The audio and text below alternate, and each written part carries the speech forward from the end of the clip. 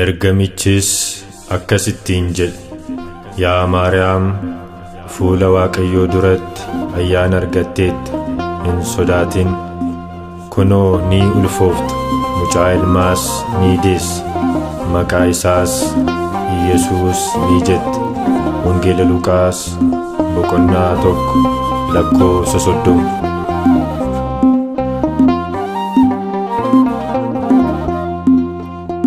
Seracho Gabriel tunatime Eddebi garbetisa Waqani adame Arrajal kabena njado kullete Jette farsite Maryam kullete Seracho Gabriel tunatime Eddebi garbetisa Waqani adame Arrajal kabena njado kullete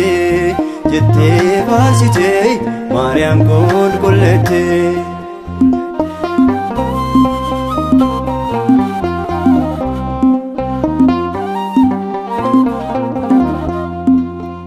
Lubbun ko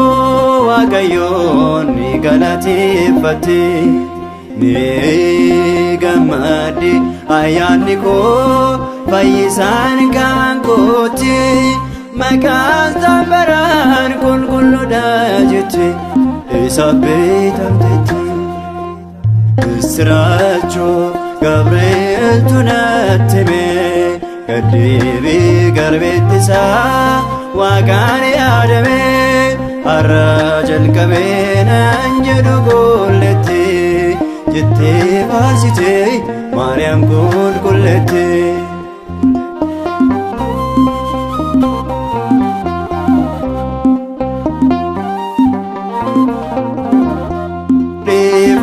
Devanesa Vayedanuda Javada Risan Morte Sada Warraftuda Nerate Endimoada Dandada Seracho Gabriel tunatime Eddebi garbetisa Waqani adame Arrajal kabena njado kullete Jette farsite Maryam kullete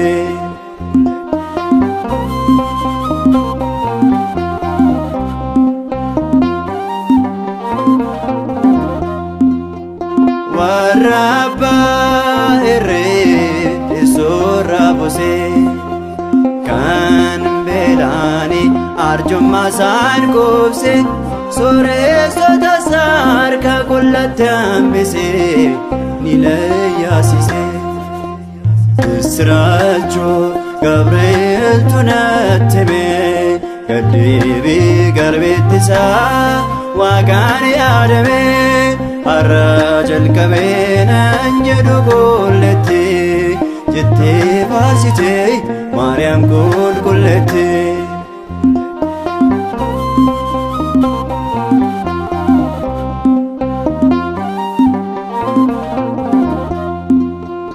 Garbota Israeli inni simate Abramete akkuma dubbate kunoon Abramwate yeroo isaa eeggate na jaalate Seracho Gabriel tunatime Eddebi garbetisa Waqani adame Arrajal kabena njado kullete Jette farsite Maryam kullete Seracho Gabriel tunatime Eddebi garbetisa Waqani adame Arrajal kabena njado kullete Jette farsite Maryam kullete